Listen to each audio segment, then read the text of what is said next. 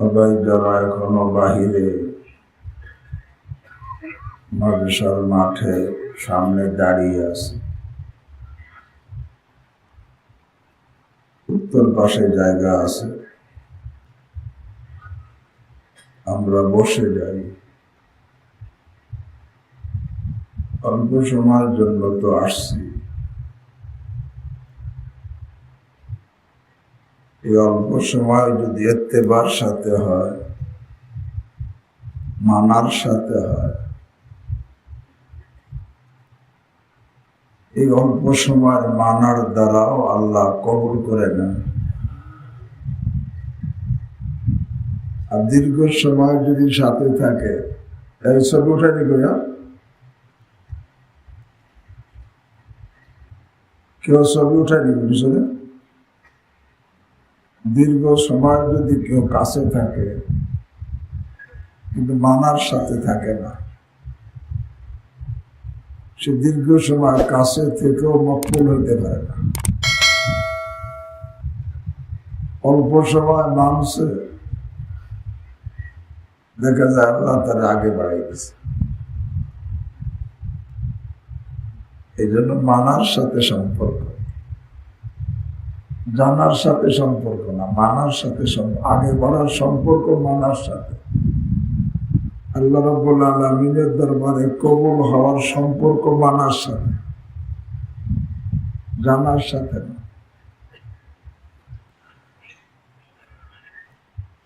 হ্যাঁ, জানতে হয় মানার জন্য, জানতে হয় মানার জন্য।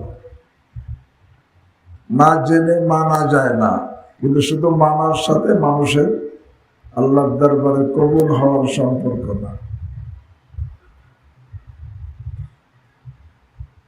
আরে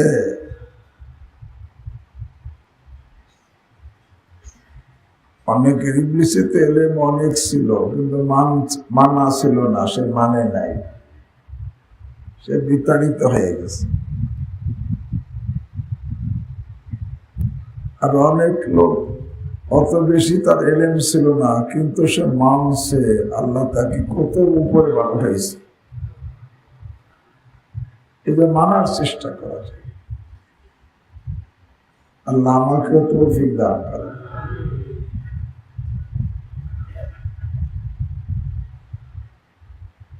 আল্লাহ কিভাবে মানতে হয় সাহাবায়ে কেরাম মাইনে দেখাইছে।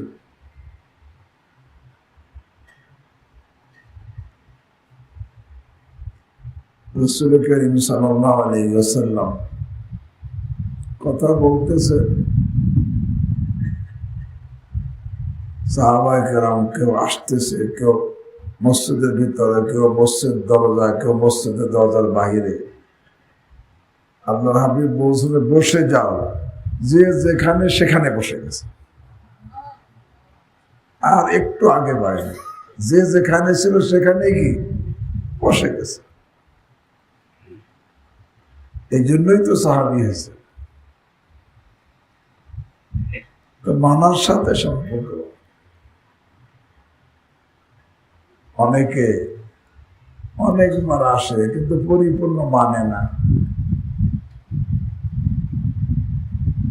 অনেকবার আসছে কিন্তু পরিপূর্ণ মানা না মানার কারণে যেরকম আগে বাড়া দরকার সেরকম আগে বাড়তে সে কি আল্লাহ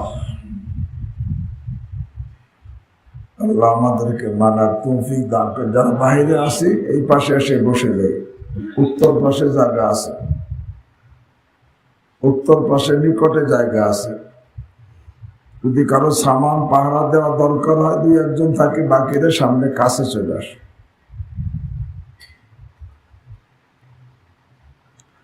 আলহামদুলিল্লাহ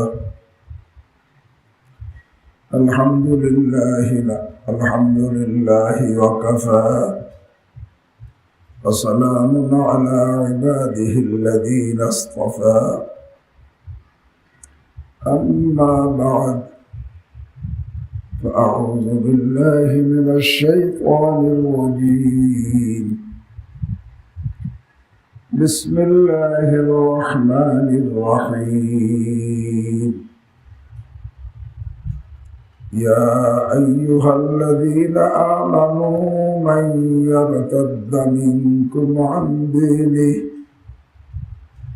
فسوف يأتي الله بقوم يحبهم ويحبونه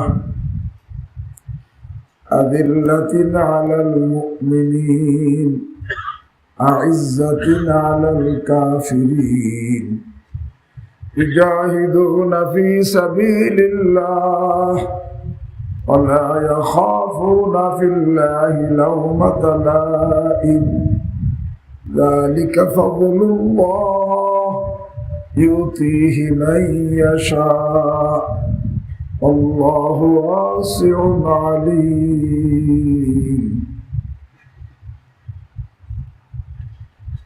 وقال النبي صلى الله تعالى عليه وسلم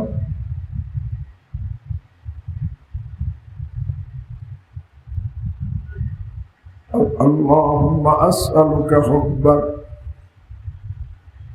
وحب من يحبك وحب عمل يقرب إلى حبك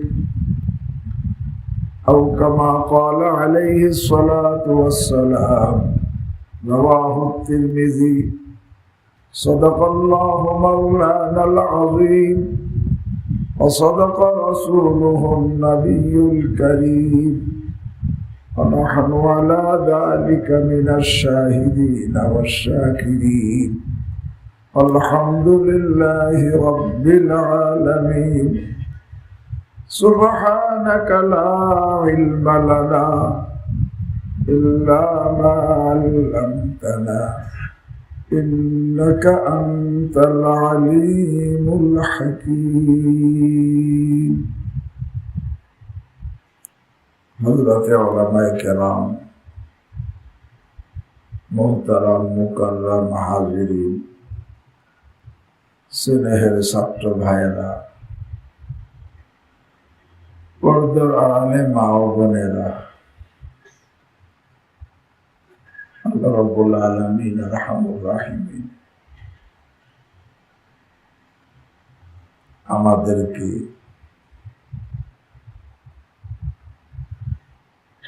মেহেরবানি করে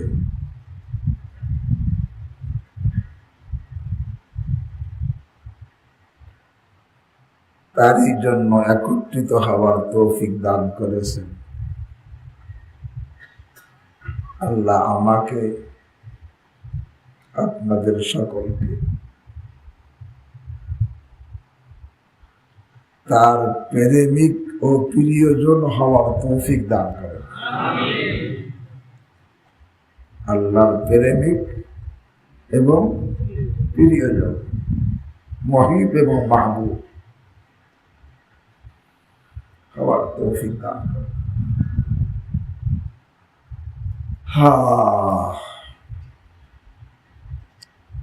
আল্লাহ রাব্বুল আলামিন বড় বেনিয়াজ, তিনি কারো ঠেকানা, আমার আপনার দুনিয়ার কারো তিনি ঠেকানা। তিনি সমাদ। আমার পীর মুর্শিদ আরিফ বিল্লাহ শাহ হাকিম মোহাম্মদ আখতার নওয়াল্লাহু মারকাদা হযরত আবু হুরায়রা রাদিয়াল্লাহু তাআলা আনহুর হাওয়ালায় সমাদের ব্যাখ্যা শুনেছেন। আল মুস্তাগনি আন কুল্লি আহাদ, সমাদ ওই সত্তা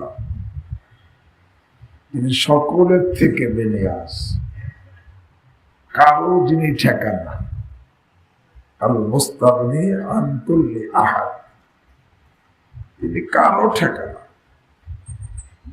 না কোনো মানুষের ঠেকা, না কোনো ফেরেশতার ঠেকা, না কোনো মাখলুকের ঠেকা।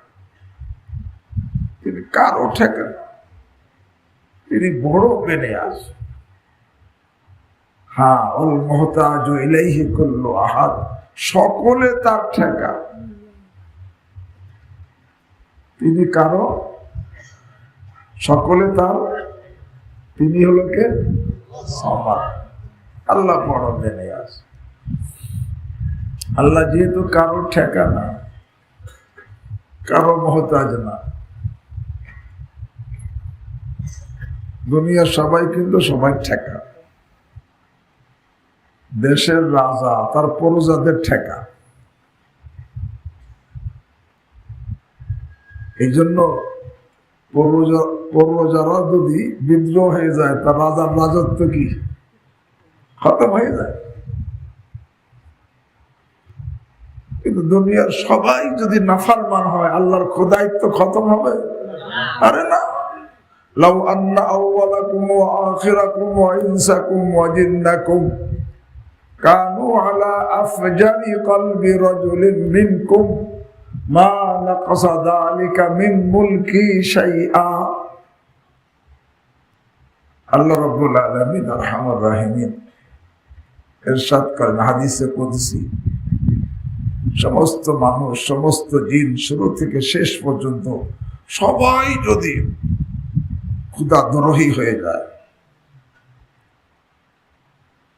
ফেরাউনের মতো হয়ে যায়, নমরুদের মতো হয়ে যায়, ইবলিসের মতো হয়ে যায়, আল্লাহ কয়ে যে আমার রাজত্বের এক বিন্দু কমবে না। দুনিয়ার রাজা বাদশাহ রাজত্ব শেষ হয়ে যায়। আল্লাহ তার বান্দার ইবাদতের ঠেকানা, বান্দার অনুগত হওয়া আল্লাহ ঠেকানা। তিনি বড় বেনিয়াস। এই জন্যই তো যদি কোনো ঈমানদার নাউযুবিল্লাহ ঈমান ছেড়ে দিয়ে মুরতাদ হয়ে যায়, আল্লাহ কাছে হও আমার আপত্তি নাই, ফামান শাআ ফালিউমিন ওয়া মান শাআ ফালিয়াকফুর। যদি ঈমানদারও ঈমান ছেড়ে দেয়, তাতে আল্লাহর কিছু আসে যায় না। নেককার নেক আমল ছেড়ে দেয়, এতে আল্লাহর কিছু আসে। পরহেজগার তাকওয়া ছেড়ে দেয়, এতে আল্লাহর কিছু আসে যায় না। সবাই বেঈমান হলেও আল্লাহর কোনো ক্ষতি নাই। আল্লাহ আমাদেরকে হেফাজত করে। সবাই নাফরমান হলেও আল্লাহর কোনো ক্ষতি নাই। দুনিয়ার সবাই অহংকারী হয়ে গেছে, এতে আল্লাহর কিছু আসে যায় না। দুনিয়ার সবাই রিয়াকার হয়ে গেছে, এতে আল্লাহর কিছু আসে যায় না। দুনিয়ার সকলে বদমাশ হয়ে গেছে, এতে আল্লাহর কিছু আসে যায় না। আল্লাহ বড় বেনিয়াস, কারো ঠেকানা তিনি। কোন ইমানদারেরও ঠেকানা, কোন নেককারেরও ঠেকানা, কোন পরহেজগারেরও ঠেকানা। সুতরাং সবাই বেঈমান হলেও আল্লাহর কোনো ক্ষতি নাই। আল্লাহ আমাদেরকে হেফাজত করে। হ্যাঁ, তবে তিনি মেহেরবান। কেউ যদি ইমানদার হয়, আল্লাহ ইমানদার হইলে আমি তার জিম্মাদার। আল্লাহু ওয়ালিয়ুল্লাযীনা আমানু ইখরিজুহুম মিনাজ যুলুমাতি ইলান নূর। আর ইমানদার হয় আল্লাহকে আমি তার ওয়ালি, আমি তার গার্জিয়ান, আমি তার দায়িত্বশীল। তিনি মেহেরবানি করেন, এটা মেহেরবানি করে, ঠেকার কারণে না। তিনি মেহেরবান এই জন্য যে ইমানদার হয়। আল্লাহু ওয়ালিয়ুল্লাযীনা আমানু ইখরিজুহুম মিনাজ যুলুমাতি ইলান নূর। আল্লাহ মুমিনদের জন্য ওয়ালি, গার্জিয়ান, জিম্মাদার, দায়িত্বশীল। ইখরিজুহুম মিনাজ যুলুমাতি ইলান নূর। সমস্ত কুফর, শিরক, বিদআত, নাফরমানি, অন্ধকার থেকে ইমানদারকে বের করে নিয়ে আসে। আরে কোন দিকে? আরে এরকম ভাবে তাকওয়া, নেক আমলের নূরের দিকে বের করে নিয়ে আসে। ইমানদার হইলে আল্লাহ জিম্মাদার হয়ে যায়। আর নেককার হইলে ইমানদারের সাথে নেককার, আল্লাহ তাকে জান্নাতের শুভ সংবাদ দিয়ে দিছে। আবাশশিরিল্লাযীনা আমানু ওয়া আমিলুস সালিহাত আন্না লাহুম জান্নাত। হে আমার হাবিব, আপনি সুসংবাদ শুনিয়ে দেন ওই সমস্ত লোকদেরকে যারা ইমানদার এবং যারা নেককার, তাদেরকে সুসংবাদ শুনিয়ে দেন। কিসের সুসংবাদ? আন্না লাহুম জান্নাত, তাদের জন্য জান্নাত রয়েছে। ইমানদারের জন্য শুধু ওয়ালি বলছেন, আর ইমানদার নেককারের জন্য জান্নাতের সুসংবাদ শুনাইতে বলছেন। তবে ওয়ামিলুস সালিহাত, বহু বছর মানে সব নেক আমল সে করছে, কোন নেক আমল সে বাদ দেয় নাই। নেক আমল কি এটা মনে রাখবেন, নেক আমল সহজে আল্লাহর সমস্ত হক আদায় করা, বান্দাদের সমস্ত হক আদায় করা, এটা হলো নেক আমল। আল্লাহর হক নষ্ট করে নেককার হওয়া যায় না, তেমনি বান্দার হক নষ্ট করেও নেককার হওয়া কি যায় না। আল্লাহর কোন হক নষ্ট করে সে নেককার না। আল্লাহর আদেশ লঙ্ঘন করছে, সে নেককার না, কেন আল্লাহর হক নষ্ট করছে।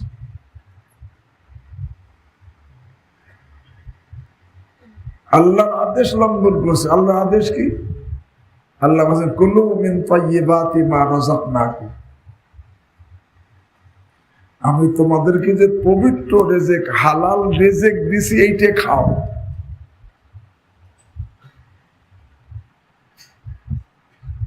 তা হালালটা খাইতে বলছে। এখন যে হারামটা খায় সে কি নেককার না? যদিও তাহাজ্জুদ পড়ে, যদিও প্রতি বছর হজ করে, প্রতি বছর উমরা করে, আর এশা কাওয়াবিন, চাষ, তাহাজ্জুদ, 12 তাসবিহ সব করে, কিন্তু হারাম খায়, সে নেককার না। হাদিস বলে সে মৃত্যুর পরে জাহান্নামী। হারাম খাইলে সে নেককার না ভাই। এশা কাওয়াবিন, চাষ, তাহাজ্জুদ সব পড়ে, 12 তাসবিহ জিকির করে, হজ করে, উমরা করে, কিন্তু হারাম খায়, সে নেককার না, সে নেককার না। হ্যাঁ, হারাম খেয়ে ফেলছে, নেককার হওয়ার কি তরিকা? হারাম খাইছে, হারাম তো অন্যটা অন্যায় ভাবে খাওয়া, সে অন্যটা অন্যায় ভাবে খাইছে। যেমন বোনের অংশই খাইছে অন্যায় ভাবে। বোন তাকে দেয় নাই, কিন্তু সে খাইছে। মনে রাখবেন, যিনি সম্পদের মালিক ছিলেন, তিনি মারা যাওয়ার সাথে সাথে ওই সম্পদের অটোমেটিক মালিক হয়ে গেছে তার ওয়ারিশরা। যিনি সম্পদের মালিক ছিলেন, বাপ হোক আর মা হোক, তিনি ইন্তেকালের সাথে সাথে ওই তার সম্পদের মালিক কারা হয়ে গেছে? সব ওয়ারিশরা অটোমেটিক মালিক হয়ে গেছে। এবং এমন মালিকানা, যেই মালিকানা কখনো খতম হবে না। খতম হবে না মানে খতম হয় না, খতম হয় না মানে সে যদি ইচ্ছা করে অন্যকে না দেয়, তার মালিকানা কি হবে না? খতম হবে না। আপনি একটা মাল কিনে আনছেন টাকা দিয়া, বা জমি কিনছেন টাকা দিয়া, এর মালিকানা খতম হইতে পারে কিভাবে? ওই যে বিক্রি করছে সে আপনার একালা করে নিল, ভাই আমারটা ফেরত দাও, পরে আপনি তারটা কি করলেন? ফেরত দিলেন। আগে তো কিনা আনার কারণ আপনার মালিকানা হয়েছিল, একালা করার পরে মালিকানা কি হয়ে গেছে? খতম হয়ে গেছে। আপনি জমি কিনছিলেন, অন্য আরেকজন সোফার দাবি করে নিয়ে দিল, আপনার মালিকানা কি হয়ে গেছে? খতম হয়ে গেছে। আপনি হেবা করছিলেন, হ্যাঁ, একজন আপনাকে হাদিয়া দিছে, হেবা করছে, এখন সে পরে হেবা ফেরত নিছে, আপনার মালিকানা কি? কিন্তু এই নিরাশ সূত্রে যে মালিক হয়, এই মালিকানা কি হয় না? খতম হয় না। সে একেবারে অকট্ট ভাবে মালিক হয়ে যায়। সব অনিশ্চ অকট্ট ভাবে মালিক হয়ে গেছে। আপনি যতটুক অংশীদার অতটুকের মালিক আপনি, বাকি যেটুক আপনি অংশীদার না ওইটুকের মালিক আপনি না, অন্য মালিক। এখন অন্যেরটা আপনার জন্য হালাল হবে না। লা ইয়াহিল্লু মালু ইমরিইন মুসলিমিন ইল্লা বিতিবি নাফসি। অন্যেরটা আপনার জন্য মনের খুশি ছাড়া হালাল হবে না।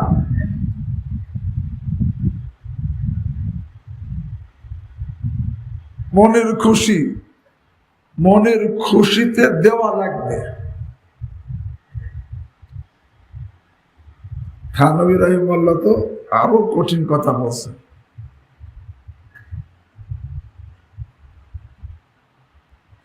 একজনে, এক মেয়ে, তার বাপ মারা গেছে, এখন সে বলতেছে আমি আমার বাপ মারা যাওয়ার সাথে সাথে সে তো মালিক হয়ে গেছে, নিশ্চিতভাবে মালিক।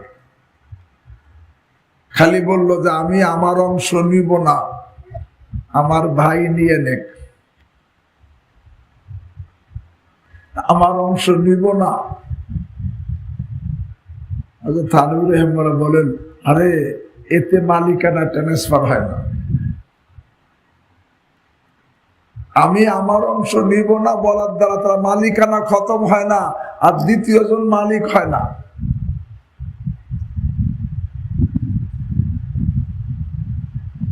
কারণ অন্যকে মালিক বানাইতে হলে মালিক বানানোর জন্য বিভিন্ন নিয়ম আছে। বিক্রি করে দেওয়া, সেবা করে দেওয়া। আমি কিছু বললাম না, খালি বললাম যে আমি আমার অংশ নিব না, ভাই নেক। এই যে ভাই নেক, এর দ্বারা তার মালিকানা ট্রান্সফার হবে না। ওই বোনই জমির কি থাকবে? মালিক থাকবে। সুতরাং বোনের ইন্তেকালের পরে তার ছেলেরা এই জমি তারা দাবি করে নিতে পারবে। এমনকি থানভী রাহিমাহুল্লাহ বলেন, কোন মেয়ে যদি বলে আমি আমার অংশ ছেড়ে দিলাম, মাফ করে দিলাম, থানভী রাহিমাহুল্লাহ বলেন একে আরবিতে এবরা বলে। ঋণ থেকে বলি, ঋণ ছেড়ে দেওয়া যায় কিন্তু জমিন ছাড়া যায় না, জমিন তার মালিকানায় থেকে যায়। হ্যাঁ, যদি মালিক বানাইতে হয় তাহলে মালিক বানানোর তরিকা যে শরীয়তে আছে, হয়তো তাকে তার কাছে বিক্রি করো অথবা তাকে হেবা করো।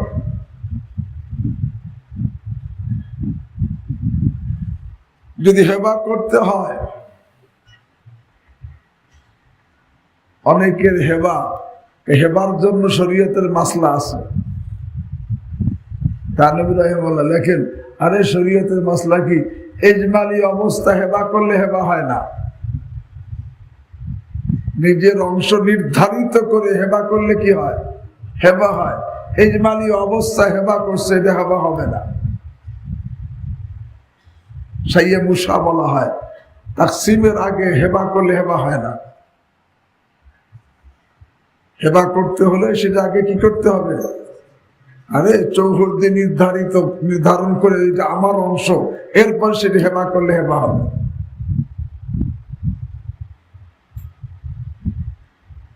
আর অনেকে ঠিক আছে তার অংশ নির্দিষ্ট করেই চৌহদ্দি নির্ধারিত হেবা করছে, কিন্তু হেবা পূর্ণ হওয়ার শর্ত কবজা করা। খালি তার কাগজে লিখে দিছে দলিলে, কিন্তু তার কবজায় দেয় নাই, তাতেও কি হবে না? হেবা হবে না, সে মালিক হবে না। আর যদি বোন এরকম ভাবে তার অংশ বন্টন করছে, এরপরে ভাইকে হেবা করছে, ভাই কবজাও করছে, তখন এই হেবা এই হেবার দ্বারা মালিক হওয়ার জন্য শর্ত যে বোনে হেবা যে করছে খুশিতে করতে হবে। জুলুমের ভয়ে হেবা করলো, এই জুলুমের ভয়ে হেবা করছে যে ভাইরা জুলুম করবে, আমি যে জমি তাদেরকে না দেই, তারা আমার ভয় কি করবে? জুলুম করবে।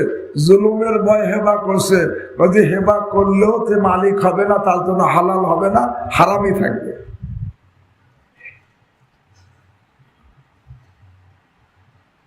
অথবা জুলুমের ভয় না, বদনামের ভয়। কি বদনাম? বলে আমাদের সমাজের মধ্যে একটা কথা আছে, যদি কোনো মেয়ে তার বাপের সম্পদ থেকে মিরাস নেয়, এটাকে আমাদের সমাজে খুব ত্রুটি, খুব বড় একটা দোষ মনে করা হয়, বদনাম হয় যে সে কি দোহত্তর সম্পত্তি নিছে।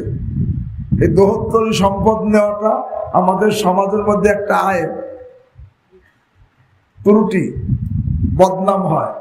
এখন সেই মেয়েটা চিন্তা করলো, আমি যদি নেই তাহলে কি হবে? বদনাম হবে। বদনামের ভয়ে ভাইকে হেবা করে দিল, তাতেও ভাইয়ের জন্য হালাল হবে না। জুলুমের ভয়ে হেবা করছে, তাতেও হালাল হবে না।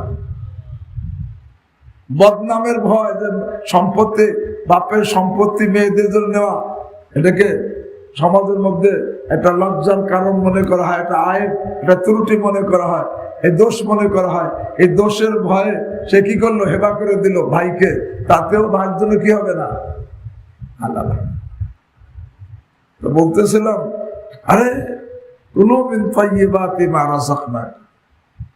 আল্লাহকে হালাল খাও। এখন আমি হালাল খাইলাম না, নেককার হইতে পারবো? বোনেরটাই খাইছি, হালাল আমি নেককার হইতে পারবো না, পারবো না। তার দলিল, কিয়ামতে মৃত্যুর পর দেখবো আল্লাহ জাহান্নাম আমার জন্য অপেক্ষা করতেছে। আমাদের সমাজে অনেক হাজি সাহেব আছে, অনেক নামাজি আছে, অনেক তাহাজ্জুদ গুজার আছে, এশা কাওয়ামিন চার পড়নেওয়ালা আছে, কিন্তু বোনের অংশ দেয় না। আছে না নাই?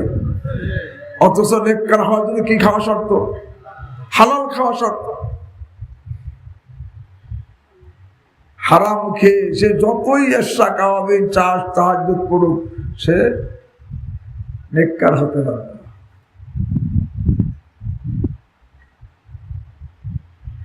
এমনকি মনের খুশিতে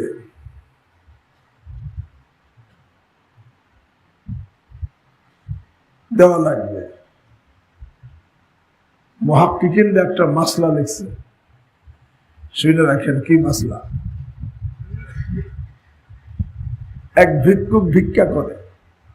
কি করে? ভিক্ষা করে। সে একজনের কাছে ভিক্ষা চাইছে, সে তাকে ভিক্ষা দিছে, কিন্তু ভিক্ষা চাইছে সবার সামনে। এখন ওই লোক সবার সামনে তাকে ভিক্ষা দিছে, মনে করেন 100 টাকা, কিন্তু এই লোকই যদি এই লোকের কাছে গোপনে ভিক্ষা চাইতো, দিত 10 টাকা। সবার সামনে দিছে কত?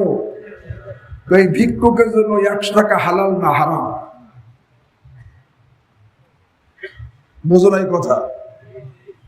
কারণ সে 100 টাকা দিছে, আরে খুশিতে দেয় নাই, একটা মানসিক চাপ, সবার সামনে 10 টাকা কেমনে দেয়, লজ্জায় দিছে। কিতাবে লিখছে মাসালা, ভিক্ষুকে তো হালাল খাওয়ার কথা আছে না? আরে ভিক্ষুক প্রকাশ্যে চাইছে, এখন সে লজ্জায় বেশি দিছে, যে ভিক্ষা করার যোগ্য এমন ব্যক্তি ভিক্ষা করছে, কিন্তু লোকের সামনে চাওয়াতে সে বেশি দিছে, একা চাইলে দিত কি কম, কাজে তার এই যে বেশি দিল এটা তাদের হালাল না। কেন? ইমাম গজালি রাহিমাহুল্লাহ মাসালা লিখছেন, আর যেইভাবে দেহের উপরে চাপ দিয়া অন্যের মাল খাওয়া হারাম, মনের উপরে চাপ দিয়েও মাল নেওয়া হারাম। কথা বুঝাইতে পারিনি?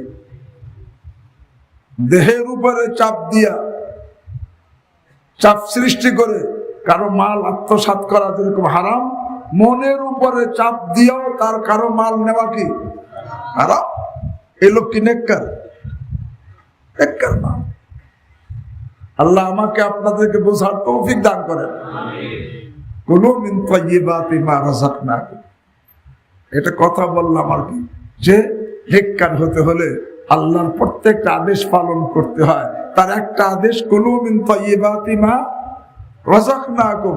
আরে তোমাদেরকে আমি যে পবিত্র হালাল রুজি দান করছি এইটা খাও। কে বলছেন?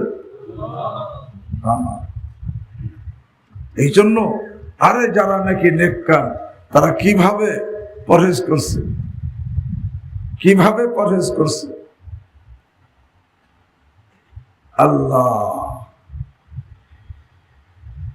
ইমামে আজম আবু হানিফা রাহমাতুল্লাহ আলাইহি কাপড়ের ব্যবসায়ী ছিলেন। ওনার কাছে কাপড় আসছে, একটা কাপড় মধ্যে ত্রুটি, উনি যাকে দিচ্ছেন তাকে বলে দিচ্ছেন এই কাপড় বাজারে বিক্রি করো, আর এইটা বিক্রি করার সময় এই ত্রুটি দেখাই দেবা, এই ত্রুটি দেখাইয়া পরে বিক্রি করবা। সে ওয়াদা করছে যে ঠিক আছে। পরে সে বাজারে নিয়ে গেছে, লোকেরা এই কাপড়, এত সুন্দর কাপড় দেখে সবাই চিলগুলো করে নিয়ে গেছে, এমন তাড়াহুড়ো করে নিছে এই লোকটা যে একটা কাপড়ের দোষ ছিল দেখানোর কথা সে মনেই নাই। সব কাপড় বিক্রি করে চলে আসছে। এখন ইমাম আজম আবু হানিফা জিজ্ঞাসা করছে, এই যে কাপড়টা দোষ ছিল সেটা দেখাই দিছে না? আমি তো ভুলে গেছি।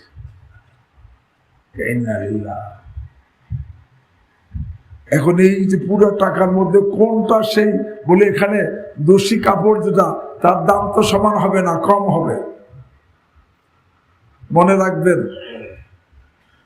আহা, যদি কোনো কেহ নেওয়ার সময় পুরা নেয়, দেওয়ার সময় কম দেয়, সে মুতাফফিফ, আল্লাহ বলেন তার জন্য জাহান্নাম।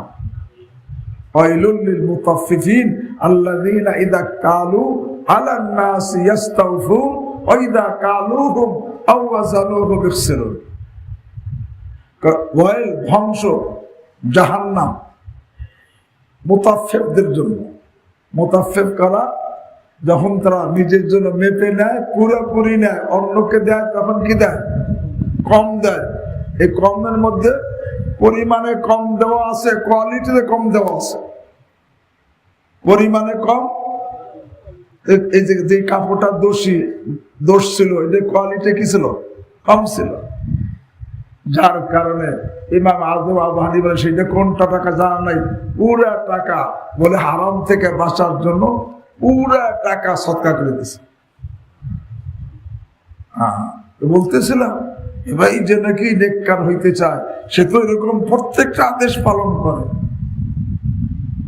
এক নেককার মহিলার কথা কিতাবে লেখছে, দেখছি নেককার মহিলা কেমন, আল-মারআতুল মুসলিমা কিতাবে লেখছে, দেখছি তার স্বামী মুমূর্ষ অবস্থায় রাত্রিবেলা এই মহিলা, নেককার মহিলা, এই স্বামীর খেদমত করতেছে। স্বামী মুমূর্ষ অবস্থা, বাতি জ্বালাইয়া স্বামীর খেদমত করতেছে। অন্যান্য লোকজন আশেপাশে আছে। এর মধ্যে স্বামী মারা গেছে। মারা যাওয়ার সাথে সাথে মহিলা ওই যেই বাতিটা জ্বলতেছিল বাতিটা নিভেই দিছে, নিভেই দিয়া আর একটা বাতি জ্বালাইছে। তো লোকেরা জিজ্ঞেস করলো, আপনি আগের বাতিটা কেন নিবাইলেন, আবার পরে আর একটা কেন ধরাইলেন? তখন বলে, দেখো যে আগের যে বাতিটা এটা স্বামীর বাতি ছিল, স্বামীর টাকায় কেনা বাতি, স্বামীর টাকায় কেনা তেল, এই বাতি জ্বলতেছিল, আমি সেই বাতি জ্বালাইয়া স্বামীর খেদমত করতেছিলাম। স্বামী যখন ইন্তেকাল করছে সাথে সাথে এই বাতির মালিক তার সব অনিষ্ট হয়ে গেছে। এখন আমার তারা এখন উপস্থিত নাই, এখন আমার জন্য এই সকলে মালিক অনিষ্টা মালিক হয়েছে, আমার একার জন্য এই বাতি জ্বালানো জায়েজ হবে না, এই জন্য বাতি নেবেই দিছি আর আমার ব্যক্তিগত বাতি জ্বালাইছি। এরে বলে নেককার। আমার অবস্থা কি? পাইলাম থালে, দিলাম গালে, পাপনাই তার কোনো কালে। না ভাই, নেককার যে হয়, আল্লাহ আকবার, যে নেককার হয় সে আল্লাহর প্রত্যেকটা আদেশ পালন করে, প্রত্যেকটা নিষেধ কি বর্জন করে। কোন একটা নিষিদ্ধ কাজ, কোন একটা গুনাহের কাজ নেককার। হিংসার মধ্যে লিপ্ত থাকে সে নেককার, অহংকার লিপ্ত সে কি নেককার, রিয়ার মধ্যে লিপ্ত সে কি নেককার, আরে মোবাইলের মধ্যে খারাপ ছবি দেখে সে কি নেককার, আরে কোন ছেলের দিকে গুনার চাহিদা নিয়ে তাকানোর অভ্যাস সে কি নেককার। এবার এখানে একটা কথা বলে দিই, মনে পড়লো বলে দিই, আল্লাহ আমাকেও হেফাজত করে। হে ভাই, যেমনি ভাবে দেহে যদি রোগ থাকে, এই রোগের চিকিৎসা করা না হয়, বার্ধক্যের সময় এই রোগ বাড়ে না কমে? আরে বেড়ে যায়। দেহের রোগ যে আছে, এখন সেটা চিকিৎসা করে নাই, সেটা সুস্থ হয় নাই, ওই রোগ দেহের মধ্যে আছে, এরপর বার্ধক্য এসে গেছে, ওই রোগ কি বাড়ে। ঠিক রুহের রোগ, আত্মার রোগ, আরে যৌবনে যদি সংশোধন না করে ওই রোগ, আত্মার রোগ ভিতরে থেকে যায়, বার্ধক্যের সময় এই আত্মার রোগও বেড়ে যায়, আত্মার রোগও বেড়ে যায়। কেমন বাড়ে? ইমাম গাজ্জালী রাহিমাহুল্লাহ বড় কঠিন কথা বলছে। আল্লাহ আমাকে আপনাদেরকে হেফাজত করে। বড় কঠিন কথা বলছে। কি কঠিন কথা? যদি কোন ব্যক্তির বয়স 40 হয়ে গেছে, 40 থেকে বার্ধক্য কি হয়, শুরু হয়। 40 হয়ে গেছে বয়স, এখনো তার গুনাহের অভ্যাস খতম হয় নাই, এখনো কুদৃষ্টির অভ্যাস খতম হয় নাই, গীবতের অভ্যাস খতম হয় নাই, অবৈধ কাজের অভ্যাস খতম হয় নাই, রিয়ার অভ্যাস খতম হয় নাই, অহংকার অভ্যাস খতম হয় নাই, হিংসার অভ্যাস খতম হয় নাই। আল্লাহ ইমাম গাজ্জালী রাহিমাহুল্লাহ বলেন, সে যেন তার ঠিকানা জাহান্নামে বানায় না। আল্লাহ আমাকে আপনাদেরকে হেফাজত করেন। কেন বলে, যৌবনে যখন নিজেকে আত্মার রোগের সংশোধন করে শিখে পবিত্র হয় নাই, বার্ধক্যে তার রোগ বাড়বে না কমবে? দেহের রোগ যেরকম বাড়ে, আত্মার রোগ এরকম বাড়ে। বোঝার চেষ্টা করি, দেহের রোগ যেরকম বার্ধক্যের সময় বাড়ে, আত্মার রোগও বার্ধক্য কি বেড়ে যায়। এই জন্য যৌবনেই নিজেকে নিজের যেরকম দেহের রোগের চিকিৎসা করে রোগ মুক্ত হও, আত্মার রোগের চিকিৎসা করে রোগ মুক্ত হওয়া জরুরি, নতুবা এই রোগ বার্ধক্যের সময় কি বেড়ে যাবে। যখন যৌবনে তো রোগটা দুর্বল, রোগটা অত গাঢ় হয় নাই, বার্ধক্যে কি হয়ে যায়, গাঢ় হয়ে যায়। একটা নতুন গাছ সহজে টাইনে ওঠানো কি সহজ, কিন্তু যে বুড়ো হয়ে গেছে, পুরান হয়ে গেছে, শিকড় একেবারে নিচে চলে গেছে, টাইনে ওঠানো কি কঠিন।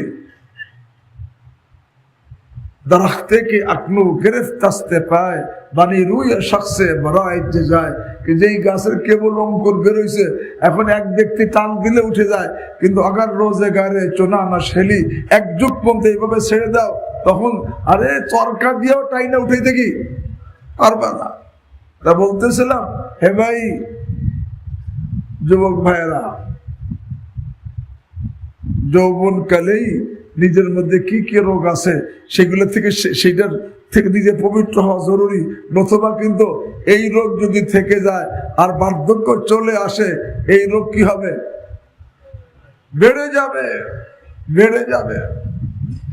এই জন্য কি ইমাম গাজ্জালী বলেন, সেই জন্য তার ঠিকানা কোথায় বানায়? আল্লাহ আমাকে আপনাদের হেফাজত করে। বাকি এখন অনেকে কেউ হুজুর আমার তো বয়সও হয়ে গেছে কিন্তু এখন রোগ ছাড়ে নাই, এখনো আমি গীবত ছাড়তে পারি নাই, এখনো আমি গীবত করি।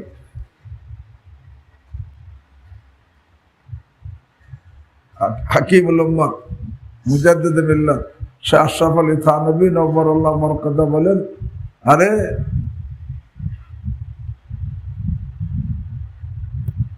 সাধারণ মানুষ সাধারণ মানুষের গীবত করে, আর আলেমের মজলিসে আলেমের গীবত হয়, শায়েখের মজলিসে শায়েখের গীবত হয়। কে বলছে? থানভী রাহিমাহুল্লাহ। এ ভাই, সাধারণ মানুষের গীবত যদি হারাম হয়, তা আলেমের গীবত, শায়েখের গীবত আরো হারাম। তা বলতেছিলাম, আরে যদি আমি যৌবনে এইগুলার এই মানে আত্মার রোগগুলোর চিকিৎসা করে এর থেকে সুস্থ না হই, পবিত্র না হই, তাহলে বার্ধক্যের সময় এই রোগ বেড়ে যাওয়ার প্রবল আশঙ্কা আছে। এমন বেড়ে যাবে যে আমি তখন কন্ট্রোলার করতে কি পারবো না। এই জন্য দেখেন কিছু লোক আছে তাদের মধ্যে গর্বের অভ্যাস, গর্ব করা, ফখর করা। এনে বুড়ো হয়ে গেছে, খালি গল্প, খালি গল্প, এত গল্প, সবকিছু তার মানে প্রত্যেকটা কথার দ্বারা ফখর টপকায়। মানে তার আগে যত গল্প করতে, এখন বার্ধক্যের সময় তার এই গর্বের গল্প বাইরে গেছে না কমে গেছে? বেড়ে গেছে। ওই রোগ আগে চিকিৎসা করে নাই, এখন বার্ধক্যের সময় রোগ বেড়ে গেছে, খালি গল্প করতেছে। প্রত্যেকটা গল্পের মধ্যে কেবের টপকাইতেছে, অহংকার টপকাইতেছে, রিয়া টপকাইতেছে, ফখর টপকাইতেছে। আল্লাহ আমাকে আপনাদেরকে হেফাজত করে। এই জন্য বলতেছি ভাই, যৌবনেই নিজের সংশোধন করো। কাঁচা না নোয়ালে বাস, পরে করে টাস টাস। হ্যাঁ, যদি বুড়ো হয়ে যায় থাকি, এখন আমার সংশোধন হয় নাই, নিরাশ হওয়ার দরকার নাই বলে অভ্যাস ছাড়ানো কঠিন যদিও, কিন্তু অসম্ভব না। কারণ অভ্যাস ছাড়ানো যদিও কষ্টের এই বার্ধক্যের সময়, কিন্তু জাহান্নামের আগুন তো আরো বেশি কঠিন। এ ভাই, জাহান্নামের আগুন থেকে বাঁচার জন্য আমার বদ অভ্যাস ছাড়ানো যদিও কঠিন, সে ছাড়তে পারবো না, কুদৃষ্টি ছাড়তে পারবো না, গীবত ছাড়তে পারবো না, গালি ছাড়তে পারবো না, মিথ্যা বলা ছাড়তে পারবো না, মাপে কম দেওয়া ছাড়তে পারবো না, আরে অন্যটা অন্যায় ভাবে খাওয়া ছাড়তে পারবো না। আল্লাহ তৌফিক দান করেন। তা বলতেছিলাম, হে ভাই, যে নেককার হয় আল্লাহ, সে প্রত্যেকটা আদেশ পালন করে, প্রত্যেকটা নিষেধ কি বর্জন করে, অর্থাৎ আল্লাহর হক আদায় করে এবং বান্দার হকও আদায় করে। এ ভাই, বান্দার হক নষ্ট করেও কোনো ব্যক্তি নেককার হতে কি পারে না। বাপ মার হক নষ্ট করে নেককার হইতে কি কোন পুরুষ তার স্ত্রীর হক নষ্ট করে নেককার হতে পারবে না, কোন স্ত্রী স্বামীর হক নষ্ট করে নেককার হতে কি পারবে না।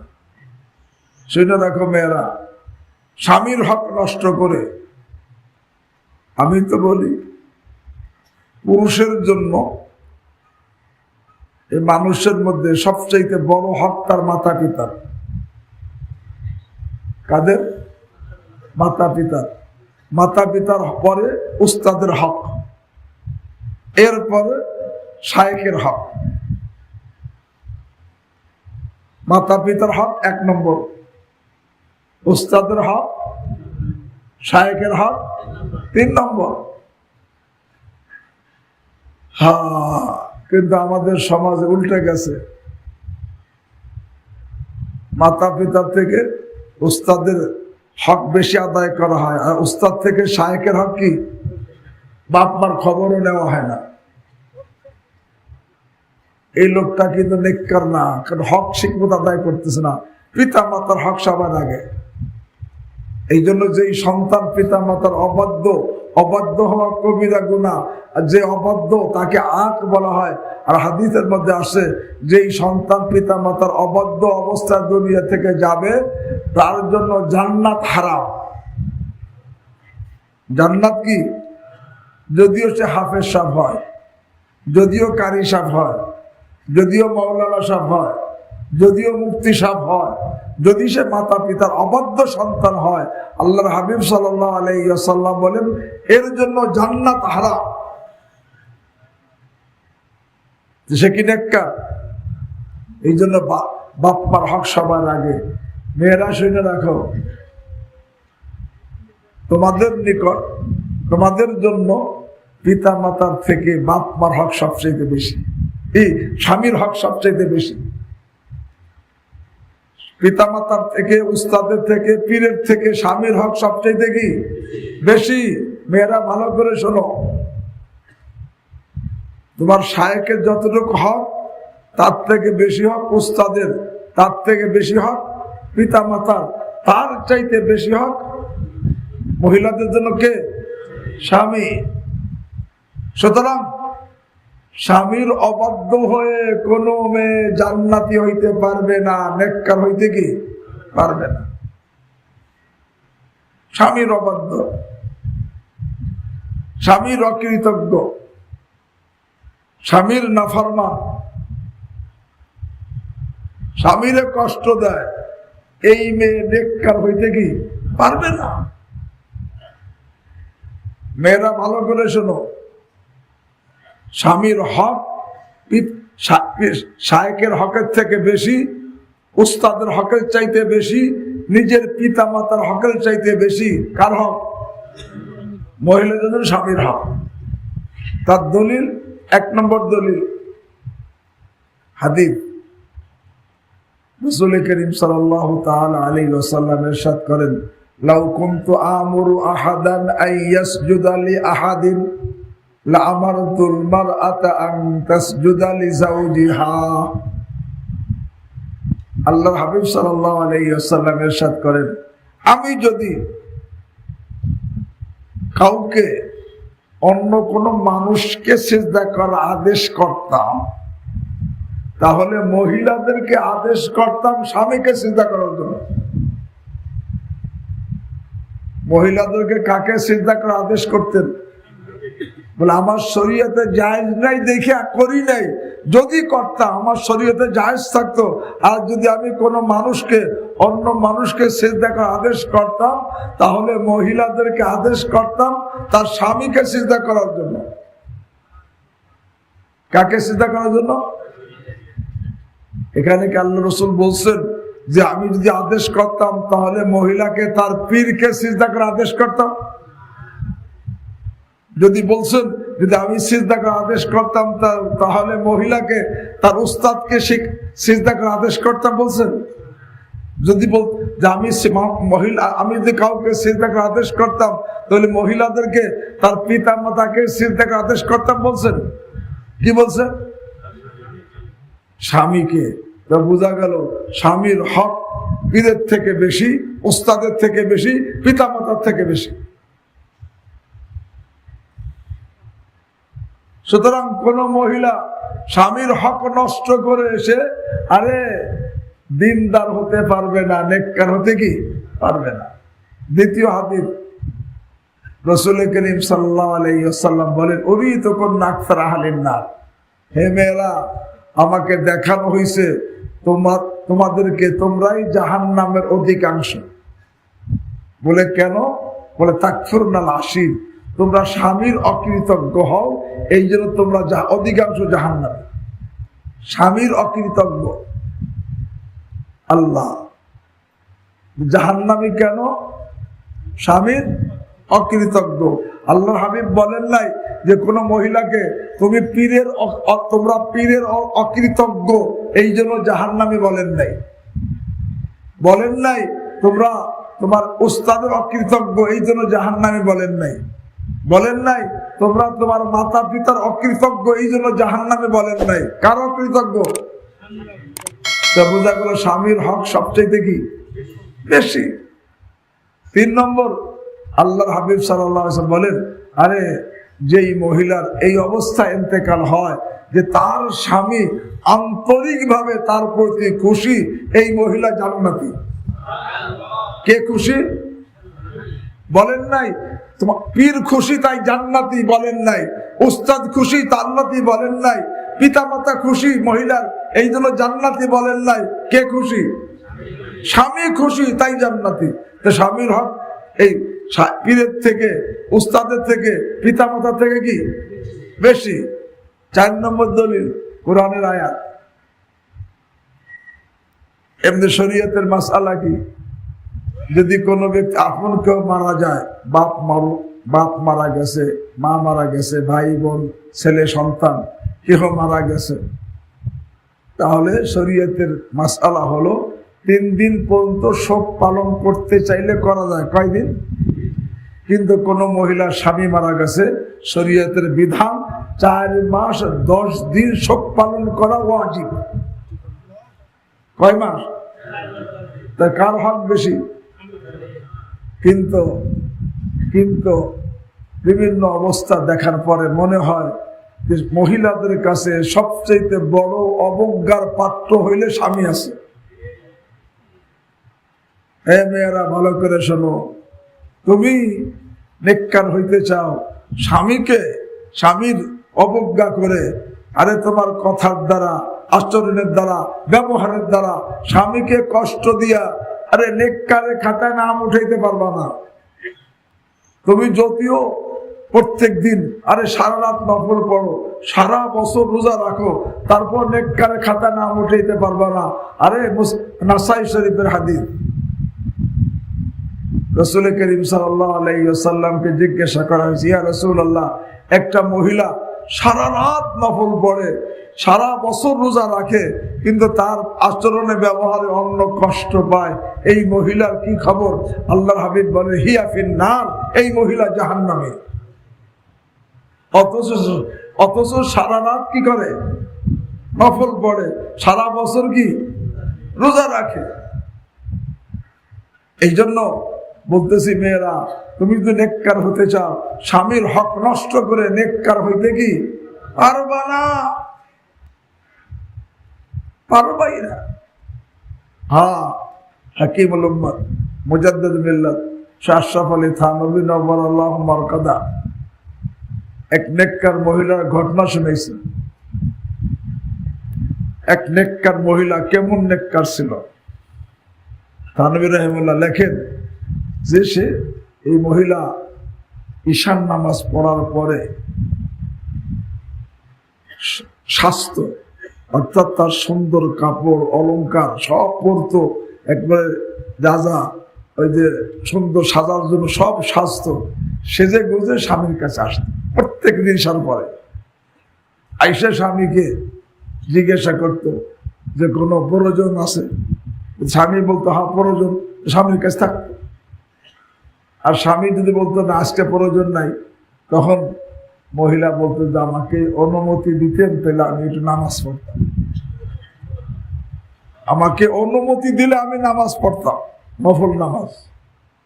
এরপর স্বামী যদি তাকে অনুমতি দিত, তখন তার এই সব পোশাক খুলে ফেলা সাধারণ পোশাক পরে সারা রাত নামাজে কাটাইত।